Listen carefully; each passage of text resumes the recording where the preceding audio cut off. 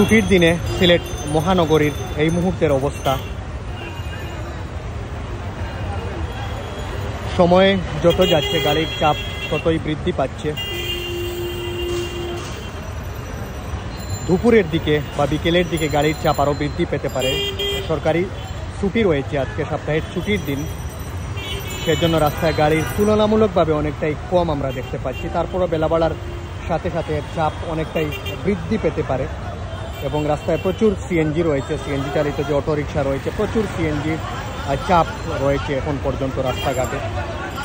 অনেকে আমাদের সঙ্গে রয়েছেন এই মুহূর্তে, আসলে কে কোন জায়গা থেকে সংযুক্ত হয়েছেন আমাদেরকে একটু কমেন্ট করবেন। আমরা এই মুহূর্তে রয়েছি সিলেট মহানগরীর যে ফুট ওভারব্রিজ রয়েছে বন্দরবাজারের, সেই ফুট ওভারব্রিজের উপর থেকে সরাসরি লাইভে সংযুক্ত হয়েছে আপনাদেরকে সাথে নিয়ে। সপ্তাহের ছুটির দিন, আজ রাস্তায় গাড়ির সংখ্যা তুলনামূলকভাবে অনেকটাই কম আমরা দেখতে পাচ্ছি।